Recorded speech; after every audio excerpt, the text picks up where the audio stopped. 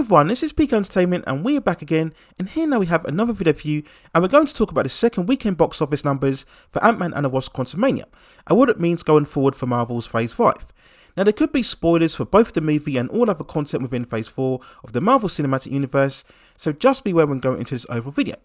So we then go on to the second weekend figures, and at US cinemas, the film had a big 69.7% drop from the opening weekend of $104 million, resulting in a take of around 32.2 million, just managing to fend off Cocaine Bear to retain the top spot. Now, as has been mentioned by many, this drop is the worst second weekend drop for an MCU movie, coming in ahead of Thor Love and Thunder and also Black Widow, which still has an asterisk because it was released in pandemic and also day and date streaming with Disney+. Now, in comparison to the previous Ant-Man installments, this drop is a far bigger fall. And whether you support the MCU or not, you cannot deny that this is not a good start, not only for the movie's performance, but for also their Phase 5. Now when we look at the international numbers, the movie managed to gross an extra 105 million for a worldwide total of 363 million. So when looking at it, the movie is going to have to go some to get between the 600 and 700 million, which is what I predicted it would get at the start of its release. And really you could use the first sequel, Ant-Man and the Wasp, as a kind of barometer, which managed to gross 623 million back in 2018, so Quantumania will really have to at least match that, which at the time of its release would have been the lowest of expectations for Marvel and Disney for this film, but at this moment in time, it's looking like a big effort just to get to that final figure. Now Ant-Man and the Wasp, you have to remember, was in the final third of Phase 3, when the MCU was completely dominant over the entertainment industry as we were building up to the conflict with Thanos.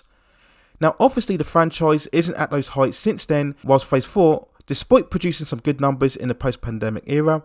proved to be very divisive and didn't connect as well with audiences as what would have hoped. And we've talked about this on this channel many times about the issue of overloading audiences with content and the Marvel fatigue, which really only happens if there's a certain decline in terms of the quality. And again, whether you look at the MCU or not, you have to accept that there has been a downturn in the quality, especially with the Disney Plus shows, and even Marvel has recognised this by scaling back the releases of their upcoming content. And this is something that they really have to think about going ahead for the future, especially for their plans for Phases 6 and 7, with introducing both the Fantastic Four and X-Men, two of Marvel's most iconic set of characters. So whilst there remains a certain hype and excitement, and in many ways curiosity of how they're going to bring these characters into the universe, there won't be as much point if by the time we get to these characters that the franchise is very much failing in terms of its overall quality and its also commercial connection with audiences. And in terms of Quantumania, whilst I didn't have as many issues as what others did, I think the big problem was the fact that it tried to be too much of an Avengers movie, setting up what was going to happen in the future, particularly with the involvement of Kang, rather than just being a standalone Ant-Man story, which is what the previous two movies were. Ant-Man, as we all know, is much more of a bank heist kind of action comedy type of narrative, as opposed to the far more heavier themes from the likes of Civil War and Infinity War. And perhaps it made the major mistake of putting Kang front and centre in the villain role when we've barely got to know him or what he's about. Yes, he was introduced in the Loki season finale, but not many people would have watched that as what they would have watched Thanos when we saw him appear for the first time in the end credits scene of the first Avengers film. So maybe Marvel just had to start off small in terms of Phase 5 and then steadily build their way up, just like they did with Phase 1, rather than going out all guns blazing with big massive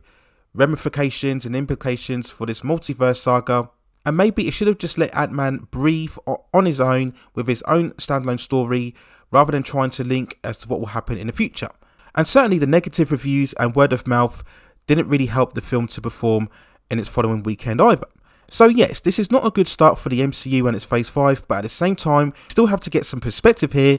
and realise that the MCU is not going anywhere in the long run. We've already talked at length about its future upcoming content, and whatever Quantumania manages to gross, it's going to take a line of successive failures before we can even entertain the MCU coming to a close. We will of course be watching closely the performance of both Guardians of the Galaxy Volume 3 and also the Marvels later on this year to get a better gauge of whether Phase 5 will be a success or not. I personally feel they're probably on safer ground with the Guardians, but it's really the Marvels, that's the one that I would be really concerned about, because if Ant-Man cannot perform well, then the Marvels, of course, with all of the baggage surrounding Brie Larson and the fact that Captain Marvel didn't cross over well with audiences as what was intended, that would really be the big sign if that film fails as to whether there will be big alarm bells for the MCU. But as of now, not a good start for Quantumania or Phase 5, but in no way, shape or form does it mean that the MCU is coming to an end at this particular stage. So that's my overall thoughts and feelings and review of the second weekend box office numbers for Ant-Man and the Wasp Quantumania. Let me know what you think in the comments below. Where do you think this means going forward for Phase 5? Do you think it's just a blip, or do you think it's an ongoing issue from Phase 4? Do you think it will bounce back with Guardians of the Galaxy Volume 3? How much do you think Quantumania will end up grossing overall for it to be considered a success? And of course, and if we have any future headlines regarding the movies and its box office performance, I will of course cover that within the channel. And if you have any other suggestions regarding any other movies or television series or any other topics within the entertainment and pop culture scene that you'd like to see me cover, then also let me know in the comments, and I will see if I can provide further commentary for you on those topics in the future. Please consider hitting like the subscription and notification buttons so I can provide you with more high quality content like this in the future.